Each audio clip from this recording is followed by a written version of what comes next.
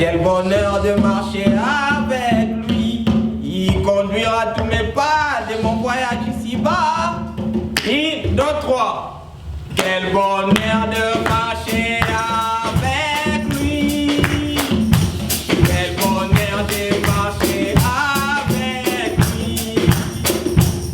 Il conduira tous mes pas de mon voyage ici-bas. Quel bonheur de marcher allez, quel bonheur de marcher. Oh, alléluia. Il conduira tous mes pas de mon voyage ici-bas. De mon voyage ici-bas. Quel bonheur de marcher. Oh, alléluia. Alléluia, gloire à son Seigneur. Oh, alléluia. Alléluia, gloire à son Seigneur. Le Seigneur m'a racheté, dans son sang il m'a lavé. Alléluia. Oh, alléluia. Gloire à son Seigneur.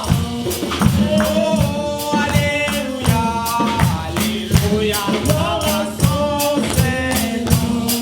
Le Seigneur m'a racheté, dans son sang il m'a lavé. Il m'a lavé. Alléluia, Jésus m'a guéri. Oh, alléluia. Alléluia, Jésus m'a guéri. Alléluia. Il guérit parfaitement. Oh, parfaitement. Oh, me libère entièrement. Alléluia, Jésus. Oh, alléluia. Alléluia, Jésus me guérit.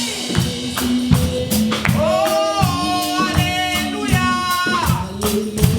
Jésus me guérit. Il guérit parfaitement. Oh, il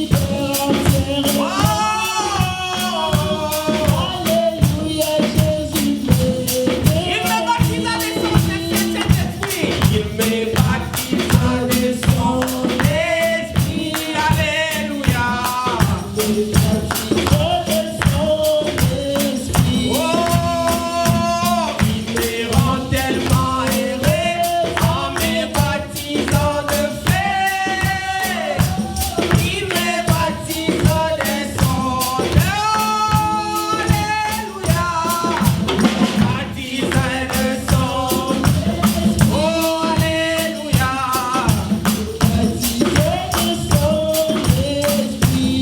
Oh, il me rend tellement avec lui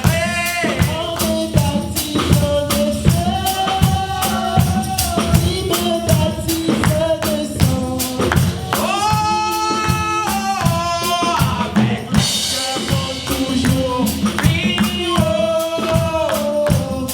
Avec lui je monte toujours plus haut. Jésus est le bon berger. Il est le bon berger. Je ne crains aucun danger. Avec lui je monte toujours. Encore une fois. Oh, alléluia. Avec lui je monte toujours plus haut. Alléluia.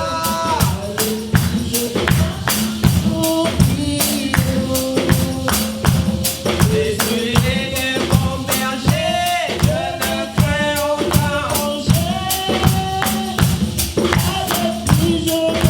Oh, alléluia, gloire à son Seigneur.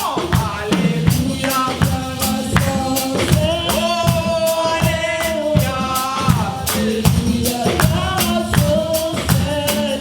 Bientôt Jésus reviendra. Jésus reviendra.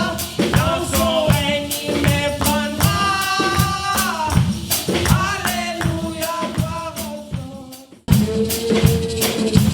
C'est la vie promise aux croyants. Nous pouvons. C'est ancienne puissance, encore une fois. J'aime ça. Oh, c'est ancienne puissance.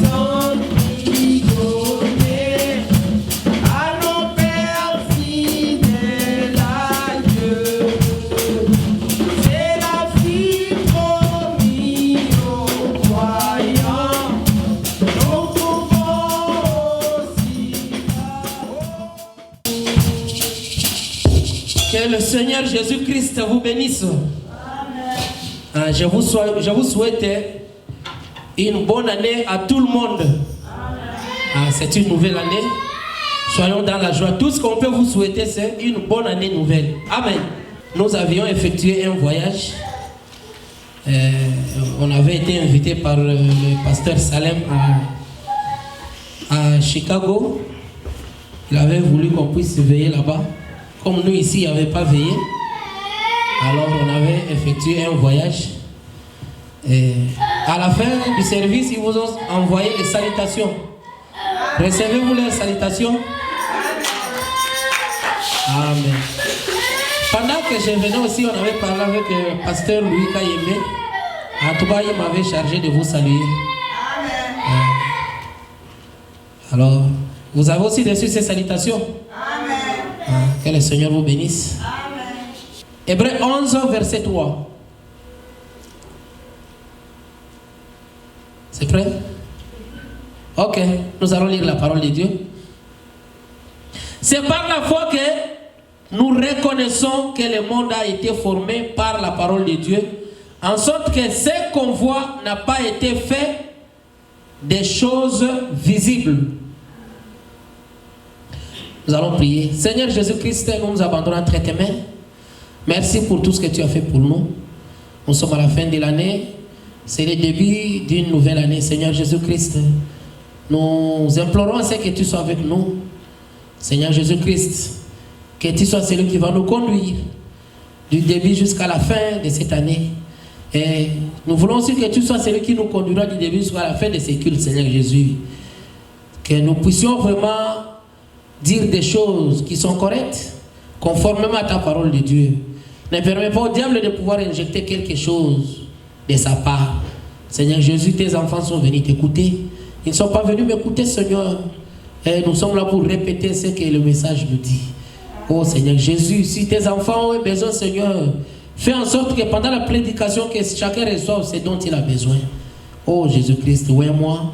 Et écoute ensemble avec nous, Seigneur Jésus-Christ, avec tes enfants, circoncis les oreilles, qui t'écouteront, Seigneur Jésus. Et que tous nous puissions être élevés au lieu céleste en Jésus-Christ. Au nom de Jésus, nous avons ainsi prié. Amen. Amen. Alors, c'est une prédication que le prophète Branham avait prêchée en lisant cette portion de l'écriture. Il avait prêché sur le compte à rebours. Amen. Amen. Aujourd'hui aussi, nous allons parler de la même prédication, le compte à rebours. Et en lisant la Bible dit que c'est par la foi que nous reconnaissons que le monde a été formé par la parole de Dieu, en sorte que ce qu'on voit n'a pas été fait des choses visibles. La Bible dit que ce que nous voyons ici n'ont pas été fait des choses visibles. Alors que nous connaissons que partout dans les Écritures, la Bible dit que les choses terrestres reflètent les choses célestes. Amen. Amen. Ça veut dire que ce que nous voyons ici reflète les choses spirituelles. Alors, ce n'est pas du tout une contradiction. Amen. Amen. Parce que les Écritures ne peuvent pas se contredire.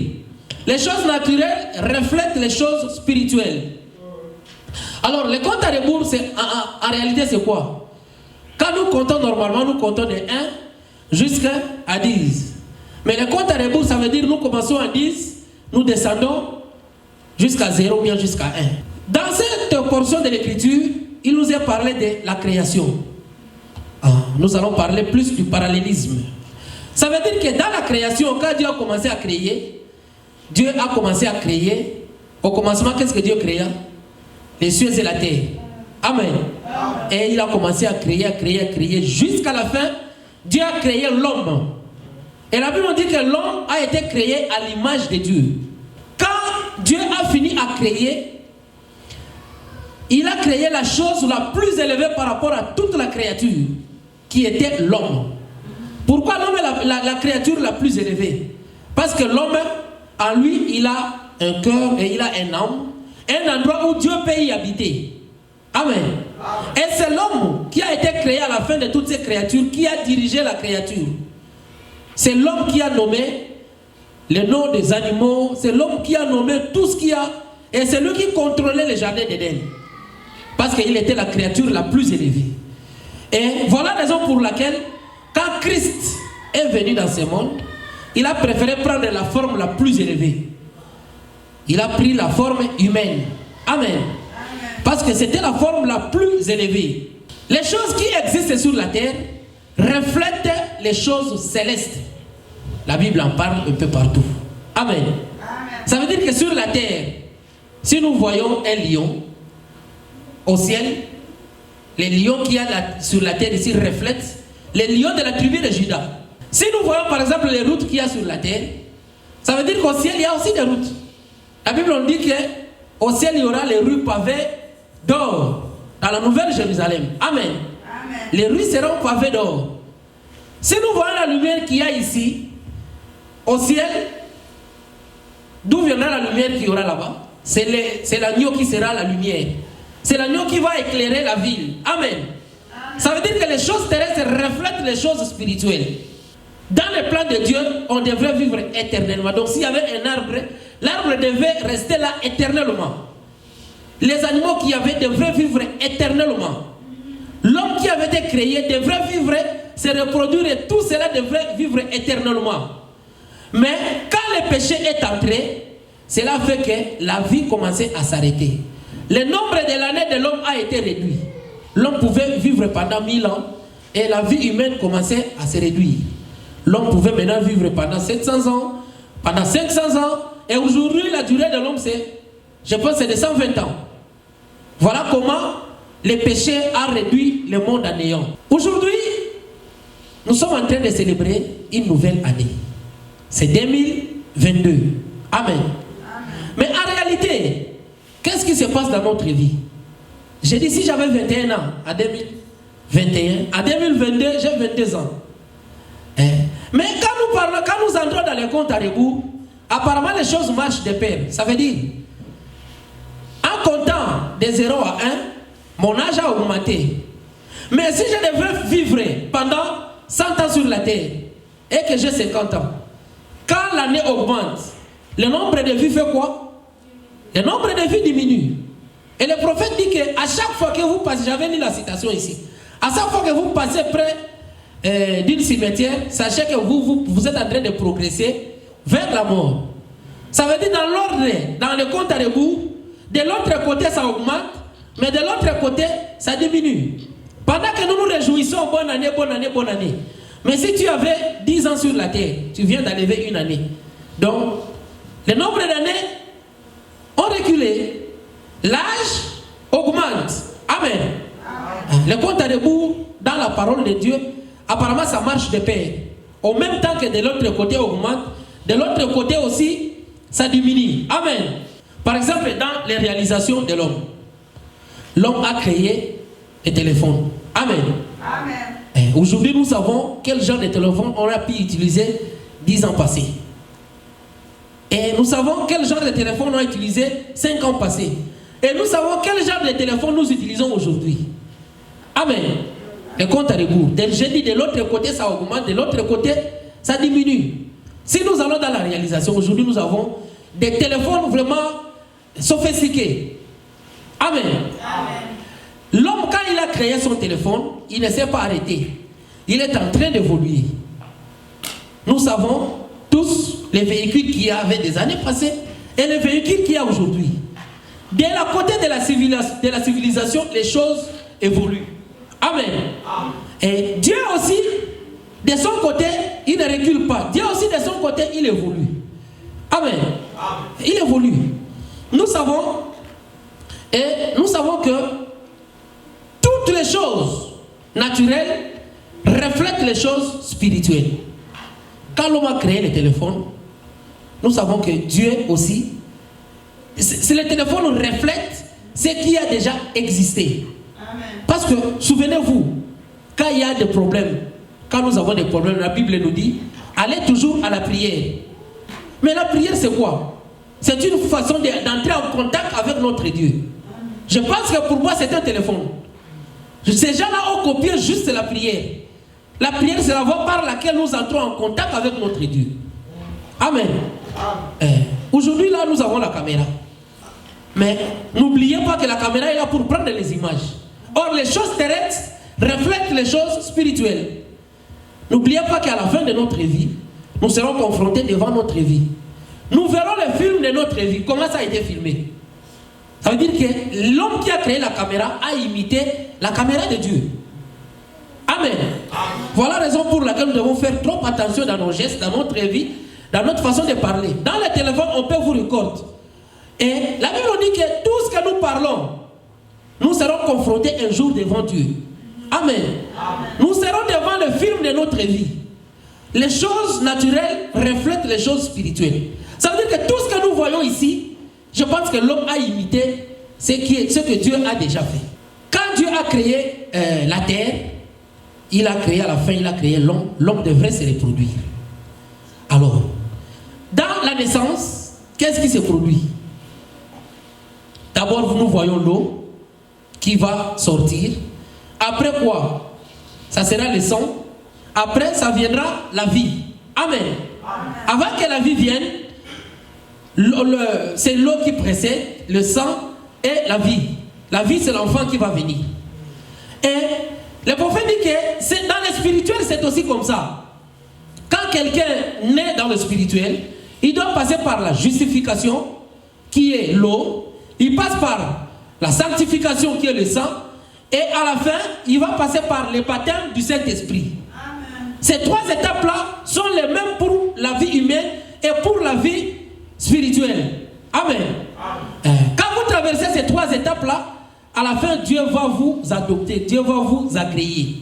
Parce que Dieu ne travaille pas, Dieu ne vient pas habiter dans un corps qui est sale. Amen. Quand tu traverses la justification, la sanctification, à ce moment-là, Dieu vous envoie son esprit. Amen. Toutes ces choses-là, naturelles, reflètent les choses spirituelles. Pour la vie humaine, il doit y avoir ces trois étapes avant que l'enfant n'arrive. Dans la vie spirituelle aussi, c'est la même chose. Amen. Avant que Dieu vienne habiter dans ton corps, Dieu doit te faire traverser ces trois étapes. La justification, la sanctification et le baptême du Saint-Esprit. C'est la même chose aussi dans le mariage. Dans le mariage, il y a d'abord la fréquentation, qu'on appelle la cour. Après la cour, qu'est-ce qui suivra? C'est l'engagement. Quand l'homme te fréquente, après ça, vous devez passer à l'engagement. Après l'engagement viendra le mariage proprement dit. Amen. Ça, c'est dans le naturel. Dans le spirituel, c'est aussi la même chose. Quand nous avions écouté la parole de Dieu, à travers une brochure ou bien à travers une chanson, c'était la fréquentation. Dieu nous a lancé son appel. Chacun connaît comment il est venu dans le message. Amen. Dieu nous a lancé un engagement. Là, c'était la fréquentation. Après ça, nous devrions nous engager. Nous devrions faire un engagement. C'est là où Branham a prêché, convaincu alors concerné. Ça veut dire, quand Dieu a lancé son engagement, quand il a lancé la cour, son appel, tu as cru à la parole de Dieu. Maintenant, tu devrais t'engager. Amen. Tu devrais t'engager. Alors, tu t'engages comment? En t'abandonnant à la parole de Dieu. Tu acceptes, tu prends le baptême et tu t'engages à vivre la parole de Dieu. Amen. Et à la fin viendra le mariage. Ça veut dire, quand tu termines ces deux étapes, tu deviens maintenant chrétien. Dans le mariage, qu'est-ce qui se passe? La femme prend le nom de son mari. Amen. Et c'est pourquoi aujourd'hui nous sommes appelés des chrétiens. Amen. Nous sommes appelés des chrétiens parce que nous avons pris le nom de notre mari. Après avoir fait l'engagement avec lui, nous devenons chrétiens. Son esprit habite en nous et nous prenons le nom de notre mari. Dans 1 Jean 5, versets 7 et 8, la Bible nous dit ceci. 1 Jean 5, versets 7 et 8. Car il y en a trois qui rendent témoignage. L'esprit, l'eau et le sang. Et les trois sont d'accord. Amen. Les trois-là ne peuvent pas se séparer. Pour que le Saint-Esprit vienne, nous devons franchir ces trois étapes. La justification, la sanctification et le baptême du Saint-Esprit. La Bible nous dit que tous ces trois-là sont en accord. Le Saint-Esprit est une puissance. Quand vous naissez de nouveau, cette puissance-là vient habiter en vous. Amen. Souvenez-vous les jours de la Pentecôte. Avant que les disciples puissent aller prêcher, ils devraient attendre la puissance du Saint-Esprit. Parce que si vous n'avez pas la puissance du Saint-Esprit, vous ne ferez rien. Amen. Ils sont allés attendre dans la chambre haute. Et quand le Saint-Esprit est descendu, ils ont eu le courage de sortir et de prêcher. Et la Bible dit que les miracles les ont accompagnés. Pourquoi? Parce qu'ils avaient le Saint-Esprit. Et Dieu avait besoin de gens qui devraient entrer, continuer son service. Parce qu'en ce moment-là, Jésus-Christ était déjà parti. Mais son travail n'était pas fini. Il fallait qu'il y ait des gens pour pouvoir continuer son service. Amen. Alors Dieu a envoyé le Saint-Esprit. Et cela fait que les disciples qui avaient peur sont sortis et ils ont commencé à prêcher. Amen. Alors, le Saint-Esprit en vous vous donne la force, vous donne la puissance, vous enlève la peur de pouvoir affronter les problèmes. Même quand vous êtes malade, n'ayez pas peur, priez simplement. Amen. Le Saint-Esprit qui est en vous vous donne la force de prier et cela vous donne la confiance que quand je prie, la chose va s'accomplir. Au paragraphe 38 de la brochure que nous sommes en train de parler, le compte à rebours, la nouvelle naissance, vous savez la nouvelle naissance en croyant au Seigneur Jésus-Christ, voyez, en ayant la foi et en l'acceptant comme votre sauveur, là c'est la naissance, voyez, parce que vous êtes passé de la mort à la vie. Bon, si vous voulez étayer ça, prenez Jean 5, 24. Celui qui écoute mes paroles et qui croit à celui qui m'a envoyé à la vie éternelle. Voyez, il a la vie parce qu'il croit. Et il a fallu que ce même groupe de gens-là se retrouve à la Pentecôte pour y être baptisé du Saint-Esprit. Exact. Le Saint-Esprit est une puissance. Le pouvoir de le servir. Alors, quand ils disent qu'il faut naître de nouveau et qu'ils appliquent ça au Saint-Esprit, beaucoup de méthodistes et tout sont dans l'erreur. C'est impossible. Ça ne s'accorde tout simplement pas avec l'écriture ici. Vous comprenez la chose de travers. Il faut que ce soit reçu comme l'écriture l'a placé ici. Vous voyez? Et le Saint-Esprit est une point. Vous recevez une puissance. Acte 1:8. Après ceci, le Saint-Esprit survenant sur vous. Voyez? Et il avait déjà cru pour recevoir la vie éternelle et tout. Mais pour recevoir une puissance, il leur fallait le Saint-Esprit. Vous serez mes témoins après que le Saint-Esprit sera venu sur vous. Parce que le Saint-Esprit témoigne de la résurrection. Il montre que vous êtes devenu un adulte en Christ. Amen. Un enfant peut facilement tomber de temps en temps. Mais quand vous voyez un adulte tomber, là quelque chose ne va pas. Amen. La Bible nous dit, nous devons grandir. Nous devons progresser. Ça veut dire, si tu es dans la justification, tu ne peux pas rester à la justification des années. Tu dois progresser, tu vas aller à la sanctification. Amen. Quand l'homme a créé les téléphones, je venais de dire, il a évolué. Aujourd'hui, nous avons des téléphones qui peuvent tout faire. Mais il y a 5 ans passés, il n'y en avait pas. Du côté spirituel aussi, c'est la même chose. Quand tu as la justification, tu dois grandir, aller jusqu'à la sanctification. Et tu ne t'arrêtes pas là-bas, tu vas jusqu'au baptême du Saint-Esprit. Le prophète nous dit que la nouvelle naissance est différente du baptême du Saint-Esprit. Ces gens ici avaient déjà cru. Amen.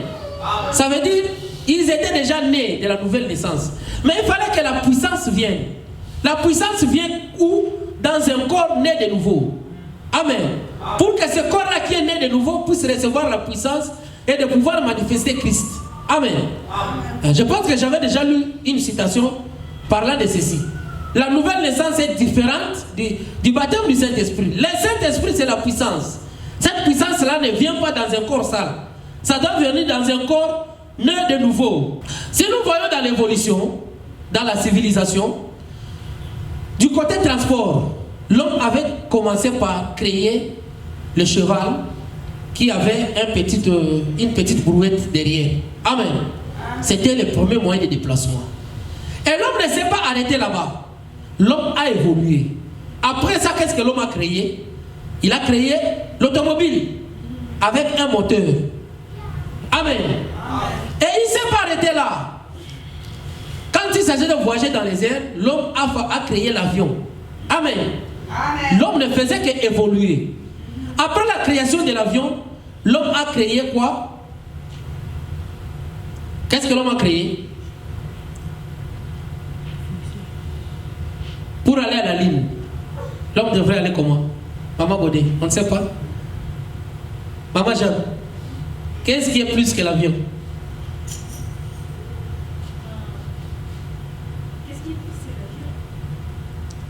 Quand on doit aller à la Lune, on doit aller comment?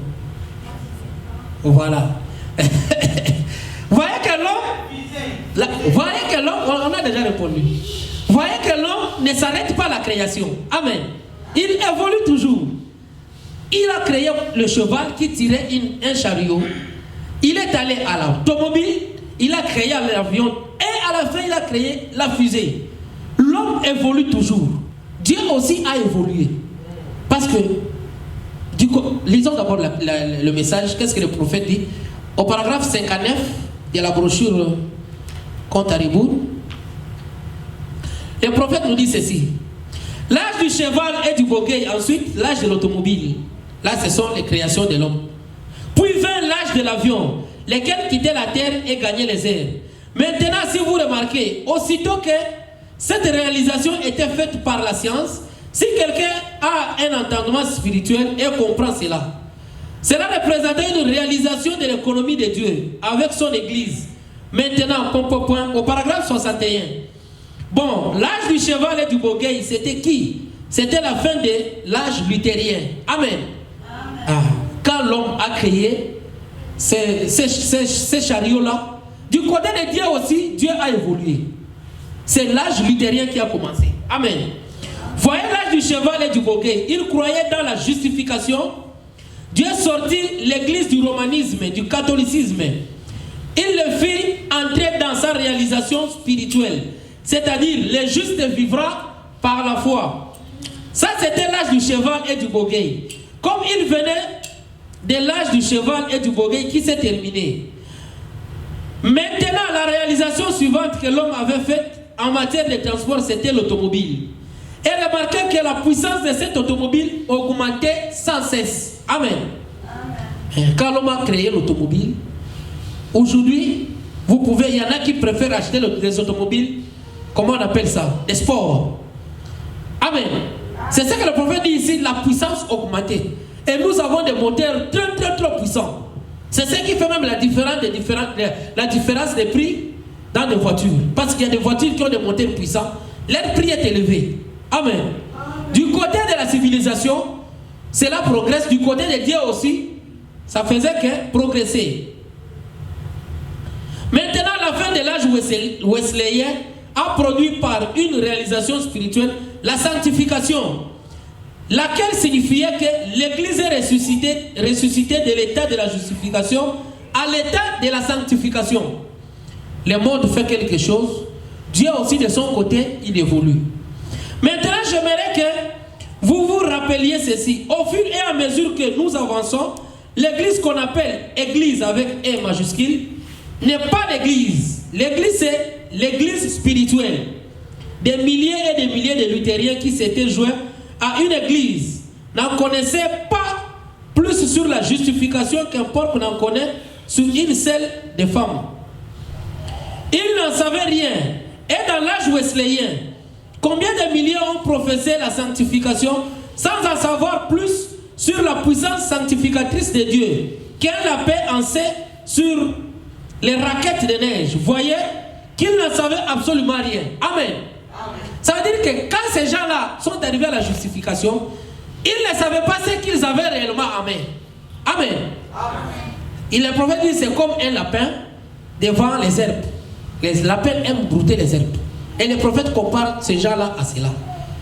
Et aujourd'hui aussi, Dieu ne nous a pas abandonnés. Amen.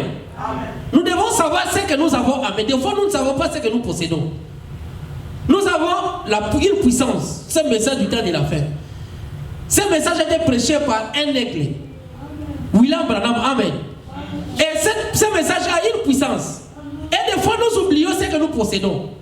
Des fois, devant des problèmes, nous commençons à murmurer, à parler. Mais nous avons entrenommé le message. Nous avons entrenommé une puissance. Nous avons entrenommé la Bible. Dieu sous forme écrite. Amen. Et nous devons savoir. Et qu'est-ce qui se passe souvent? Le diable met en nous l'amnésie, une maladie de l'oubli. Amen. Nous oublions que quand il y a des problèmes, la Bible nous dit, mettez-vous à prier. Mais le diable injecte sur nous l'amnésie spirituelle. Devant des problèmes, nous avons eu panique. Avant ça dit qu'il est chrétien. Amen. À perdre les pédales. Et c'est ça que le prophète dit ici. Au paragraphe 65. Mais il y a eu un peuple qui a atteint la chose. Le prophète dit, Alléluia. Vous voyez où je veux en venir. Il y avait quelqu'un qui connaissait ce que justifier signifiait aux yeux de Dieu. Avoir la paix avec Dieu par notre Seigneur Jésus-Christ. Certains luthériens étaient fidèles. Ils croyaient cela.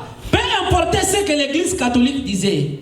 Ils croyaient la parole de Dieu et s'en tenaient à elle. Car le messager de cet âge-là prêchait.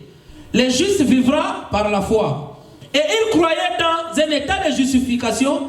Et ils étaient capables, par la grâce de Dieu, d'atteindre la justification. D'avoir la paix avec Dieu par notre Seigneur Jésus-Christ. Amen. C'est très très très important. La réalisation de l'automobile ne faisait qu'augmenter. Amen. Cela ne s'arrêtait pas. Aujourd'hui nous avons des voitures. Nakati nango, nyon Césali, GPS Césali et tout. Cela n'était pas comme ça quand la personne qui avait créé l'automobile l'avait créé premièrement. Ça veut dire que du côté de la civilisation, le prophète dit que la puissance augmentait. Amen. Et du côté de l'église aussi, Dieu aussi faisait progresser son église. Il y avait les luthériens, les wesleyens sont venus. Avec les luthériens, c'était quoi? C'était la foi. Avec les luthériens, les justes vivra, c'était la sanctification. Amen. L'église aussi progressait de l'autre côté. Et à la fin, il devrait avoir tout cela ensemble. Et la justification, et la sanctification, et le baptême du Saint-Esprit. C'est l'âge à laquelle nous vivons, l'âge de l'aigle. Amen. Les autres n'ont vécu que par la foi. Les autres ont vécu par la justification, la sanctification. Mais nous avons tout cela ensemble. Amen. À chaque fois que les choses naturelles évoluent, les choses aussi spirituelles évoluent.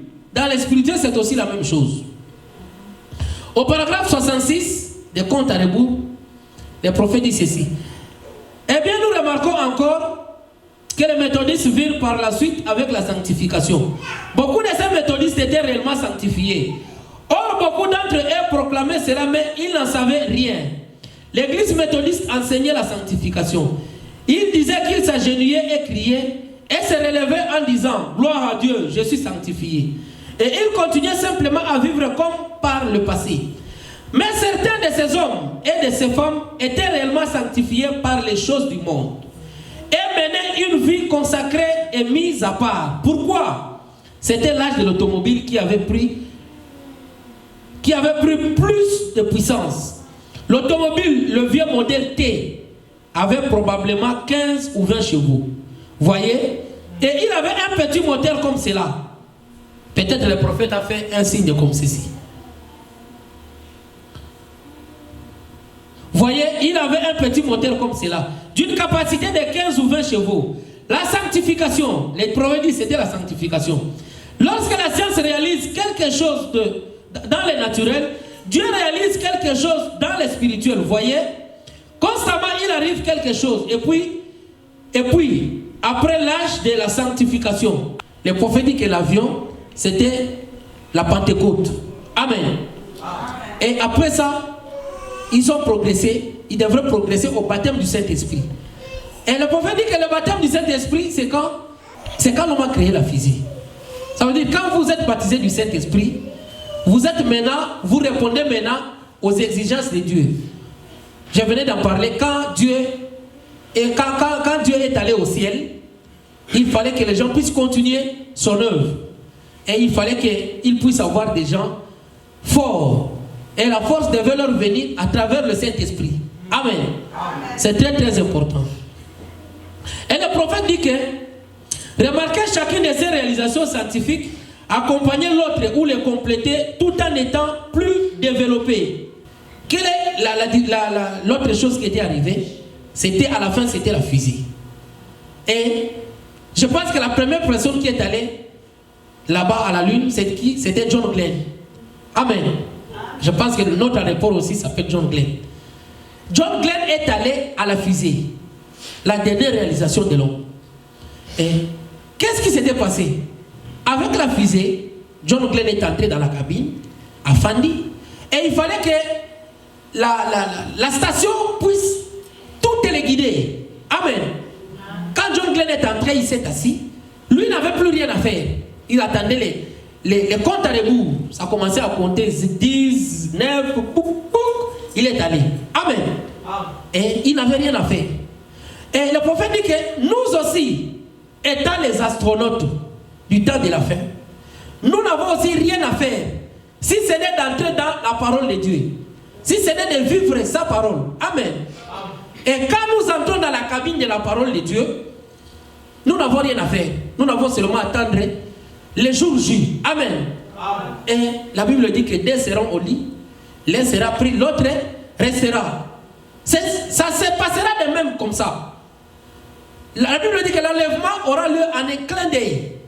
Donc s'il suffit simplement d'entrer dans la cabine et de suivre la parole de Dieu, de vivre la parole de Dieu, un jour, la cabine va quitter. Amen. Et la cabine va monter au ciel. En un clin d'œil. Amen. Et le prophète nous dit que nous sommes les astronautes du temps de la fin. Ce message ici est en train de construire un appareil qui nous amènera au ciel. En vivant ces messages. Amen. Amen. Dans la cabine, John Glenn, on devrait vérifier ce qui m'a foutu bien, ce qui carburant, kérosène ou quoi que ce soit. Et ce message aussi, nous est en train de nous préparer. Amen. Parce que nous allons effectuer un voyage. À la fin de cet âge, nous allons effectuer un voyage. Et ce voyage-là nous amènera au ciel. Amen. Quand John Glenn a voyagé, il est arrivé à la Lune. Pour être sûr qu'il est arrivé le premier à piquer drapeau aux États-Unis. Amen. À la fin d'un voyage, vous quittez quelque part, vous arrivez de l'autre côté. Notre voyage aussi sera de même. Quand William Branham a vu, quand il est parti dans la vision, il a vu le ciel venir l'embrasser. Qui avait de longs cheveux, les pieds ne touchaient pas le sol. Amen. Parce qu'il était dans un autre monde. Nous aussi, ce message nous prépare pour le voyage. Amen. Et quand nous voyagerons, nous arriverons effectivement de l'autre côté. Nous verrons ce que nos yeux n'ont jamais vu. Et nous comprendrons, personne ne va nous expliquer. Nous comprendrons que réellement nous sommes de l'autre côté. Amen. Et nous devons nous préparer. Parce que devant nous, il y a deux événements. Soit c'est l'enlèvement. Si Dieu tarde à venir, c'est quoi? C'est la mort. Amen. Et en cela, nous devons toujours être prêts. Nous venons de fêter une nouvelle année. L'âge chronologique a fait quoi? A augmenté. Mais la vie, la durée de la vie sur la terre fait quoi? Diminue. Amen. Le compte à rebours. De l'autre côté, ça augmente. De l'autre côté, ça diminue. Et nous devons nous préparer. Ne soyons pas distraits. Deux événements nous attendent. Soit la mort, soit l'enlèvement. Et nous passerons par là, qu'il pleuve, qu'il neige. Nous passerons par là. Comme j'ai toujours dit, hier nous étions des enfants. On dépendait de nos parents. Au moins, papa, mais aujourd'hui, les enfants nous demandent, nous qui demandions hier. Amen. Les enfants nous demandent. Moi je remarque mon enfant, Ernest. Des fois, il y a un pantalon, il y a un ça veut dire que les choses évoluent. Quand il était enfant, on a tissé mais aujourd'hui, là, il commence aussi à avoir des exigences. Ils connaissent tout. Ça veut dire que les choses évoluent. Amen. Et sachez que nous ne resterons pas comme ceci. Nous sommes en train de progresser. Et nous passerons par cette voie-là. Soit c'est l'enlèvement, soit c'est la mort. Obligatoirement. Et nous devons nous préparer. Amen. Très très très important. Nous devons nous préparer. Alors le prophète dit que dans la réalisation, la fusée était plus puissante que l'avion. Amen. Et dans les spirituels, c'est aussi la même chose. Dieu aussi progressé. Et l'astronaute de Jésus-Christ est très différent de l'astronaute de ce monde. Nous progressons du côté spirituel. justification, la sanctification et le baptême du Saint-Esprit. Amen. Nous n'avons pas besoin de l'essence. Nous n'avons pas besoin du carburant. Nous avons besoin de la parole de Dieu. Amen. Dans la parole de Dieu, il y a tout. Si nous vivons la parole de Dieu, c'est ça qui nous préparera pour l'enlèvement. Parce que dans la parole de Dieu, il y a tout. Nous serons jugés sur base de la parole de Dieu. Amen. Et la Bible dit mon peuple meurt par faute de connaissance. À moins que Oyebi t'aime. Sauf Oyebi, essaye de vivre la parole de Dieu. Nous ne serons pas jugés par rapport à un homme de Dieu quelconque. Nous ne serons pas jugés par rapport à une église quelconque. Amen. Nous serons jugés par rapport à la parole de Dieu. Et l'enlèvement, elle est bel et bien réel. Amen. L'enlèvement est bel et bien réel. Il y a eu des gens qui ont été enlevés. Il y a Enoch qui a été enlevé. Il y a Élie qui a été enlevé. Il y a Jésus-Christ lui-même qui a été enlevé. Amen. Ils ont quitté la terre. Ils sont allés au ciel. Dans cette brochure, les comptes à rebours, les prophètes ne faisaient que les parallélismes. Ils ne faisaient que des comparaisons. Du début jusqu'à la fin. Amen.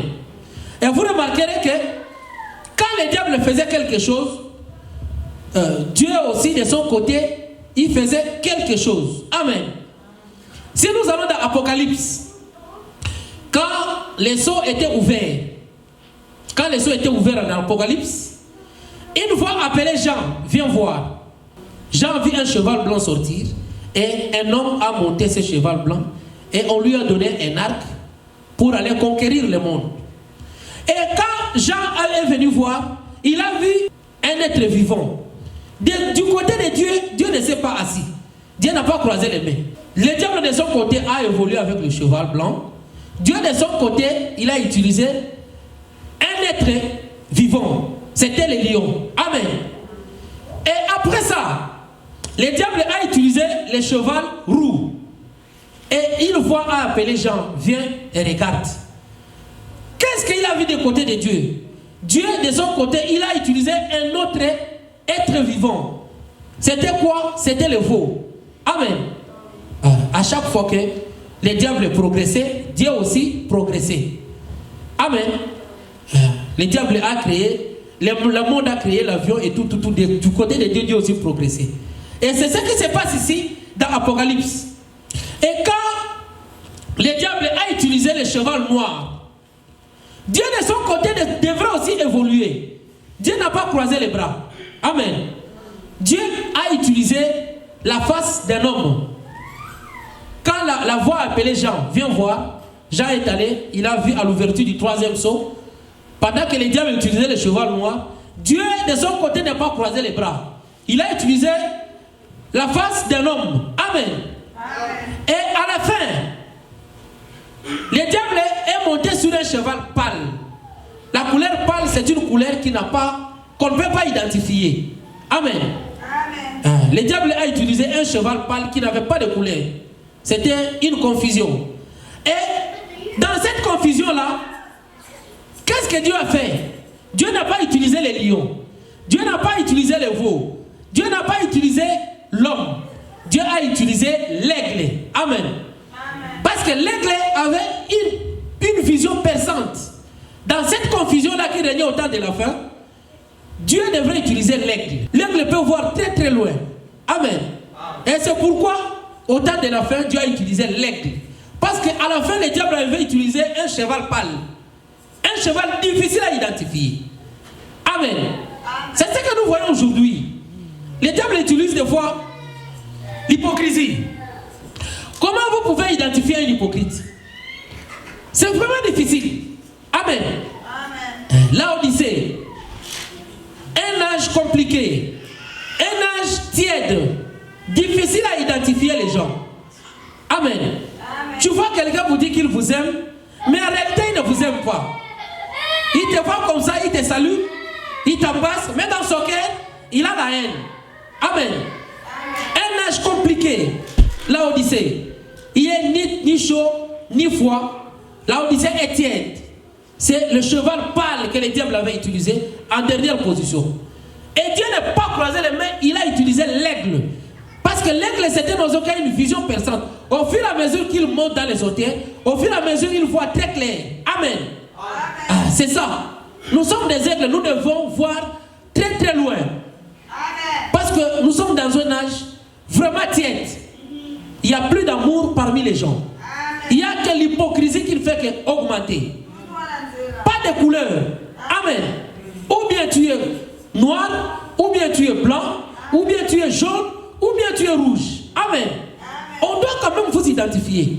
Mais l'esprit de cet âge, c'est un esprit pâle.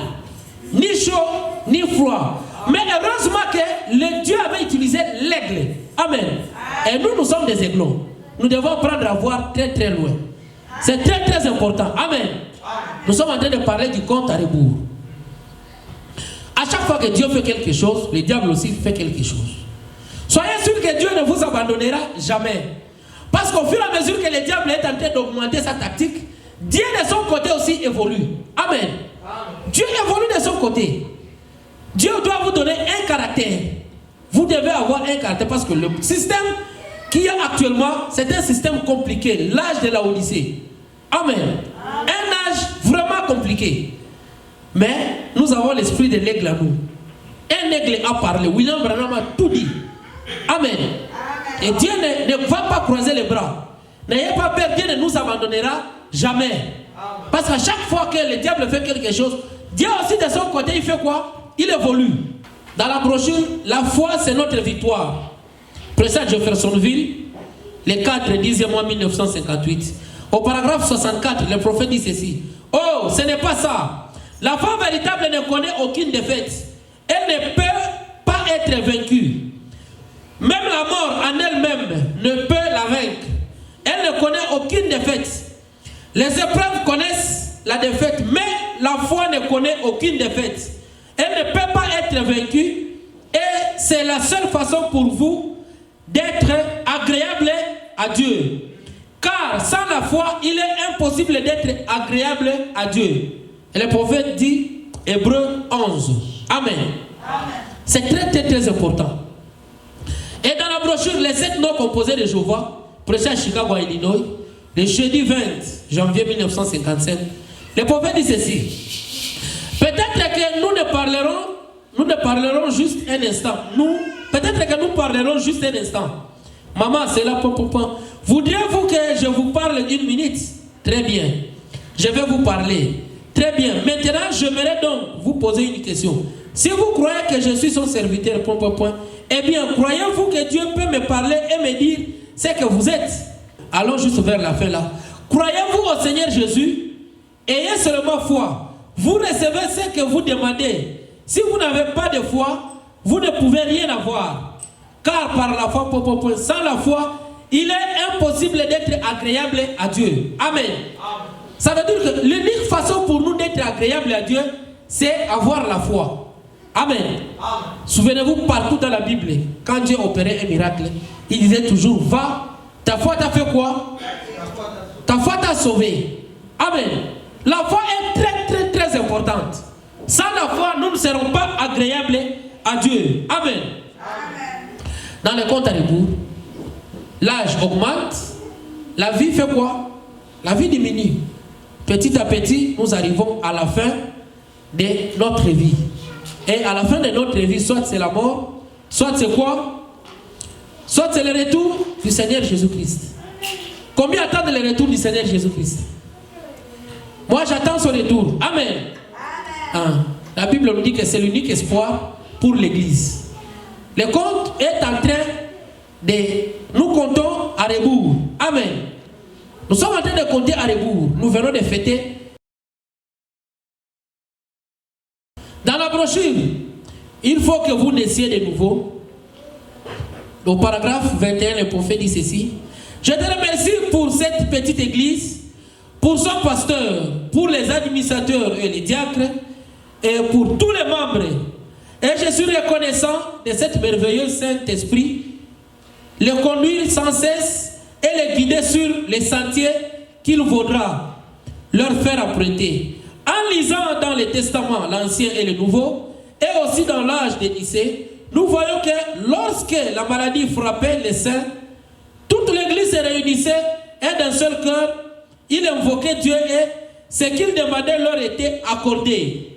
Chacun d'entre eux, en tant que membre du corps de Christ, jeûnait et priait. Et Dieu entendait et exauçait leurs prières. Père, puisse cette petite église être tellement unie par des liens d'amour, les uns pour les autres, et par le Saint-Esprit qu'elle deviendra comme une de ces églises-là, où il n'y aura aucune friction parmi nous au cours de cette nouvelle année. Qu'il y ait un tel amour divin et que tout le monde marche dans la voie de Christ, si bien que beaucoup de pèlerins épuisés le long de la route viendront recevoir le salut. Que l'on dise que lorsque les gens entrent dans ces petits bâtiments, la présence de Dieu les y rencontre et les accueille avec douceur. Éloigne la maladie du milieu de nous, Seigneur. Amen. Ah, ça c'était le souhait du prophète à travers son église. Et c'est ça aussi notre souhait aujourd'hui. Au paragraphe 6 de la même prédication, le prophète dit ceci. Alors j'ai parlé à frère Neville hier par rapport à quelque chose qui avait touché mon cœur. Étant donné que c'est le nouvel an, et que c'est aussi le premier dimanche, au lieu d'avoir un grand rassemblement, de crier à tue-tête et de nous comporter comme le fait des restes du monde, ce soir, ça tombe aussi bien, nous sommes le soir, nous prendrons la communion à minuit, voyez, pour servir le Seigneur. Frère Neville était du même avis et a trouvé que c'était très bien. Et ce soir, si le Seigneur le veut, je vais servir la communion à minuit. Et nous commencerons la nouvelle année, non pas en criant à tue-tête et en faisant toutes ces choses, ce qui est bien si les gens veulent faire tout ça. Mais nous faisons en sorte que ce soit plus sacré et sincère. Et commençons cette année avec une grande sincérité à l'égard de Christ, en donnant tout ce que nous avons, ainsi que notre engagement. Il ne s'agit pas de tourner la page ou quelque chose du genre, commencer une nouvelle année, car nous ne croyons pas à ce genre de choses. Voyez, tourner la page pour mieux revenir à ces choses les jours suivants. Alors, remettons-lui simplement nos vies et prenons la communion ce soir, à minuit. Et à ma connaissance, depuis que je suis ministre, je crois bien que c'est la première fois qu'on fait cela. N'est-ce pas, frère Neville? Mais c'est quelque chose de nouveau pour nous maintenant. Et il est très rare que le nouvel an se présente ainsi. Vous savez, non, ça m'avait simplement frappé. Et j'ai pensé que ça marquerait les esprits. Amen. Ce paragraphe a vraiment trait à notre église. Nous sommes une église jeune. Et nous ne connaissons pas toutes ces histoires. Amen. Le prophète aussi a commencé un jour. Parce que quand il parle ici, il dit ils sont au commencement. Et ils ne maîtrisaient pas tout. C'était leur première occasion de faire ceci. Amen. Et nous aussi, nous avons commencé quelque part. Ne regardez pas à nos faibles commencements. Un jour, nous arriverons aussi quelque part. Amen. C'est comme la civilisation que nous venons d'écouter dans la prière. Ils ont commencé quelque part. Et petit à petit, ils progressaient. Amen. Amen. Nous aussi, Dieu nous aidera.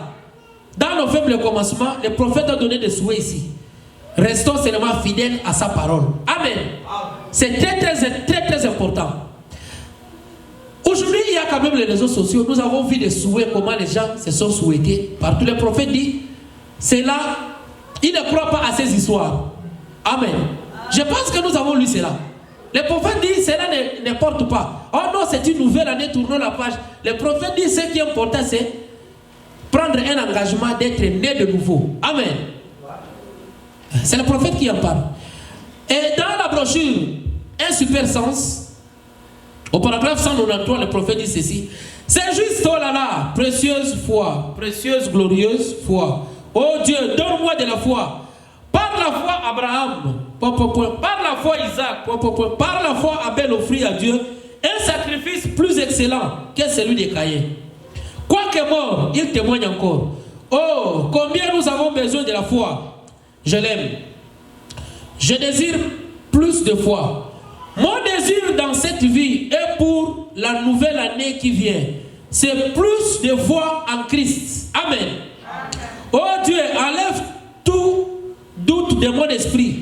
Si jamais il en surgissait un, Satan lutte contre moi, il lutte contre vous. Il essaye de lancer ses flèches.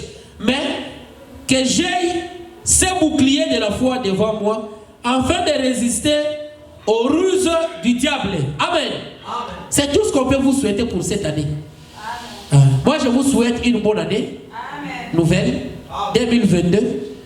Et que nous puissions marcher de perfection en perfection. Amen. Ne regardons pas à nos faiblesses. Dieu est la partie suffisante. Dieu est la force. Amen. Nous avons commencé, il y a des faiblesses, mais nous arriverons sans doute à la perfection. Amen. Prions beaucoup pour notre église. C'est tout ce que nous pouvons faire. Si nous avons des requêtes à faire, si nous avons des désirs à faire, manifestons ça par la prière. Et vivons correctement, Dieu nous aidera. Parce que Dieu ne laisse jamais les justes. La Bible dit qu'il n'a jamais vu un juste abandonné. Amen. Vivons seulement dans la justesse, Dieu nous bénira. Je vous souhaite une nouvelle année. Que le Seigneur vous bénisse. Amen.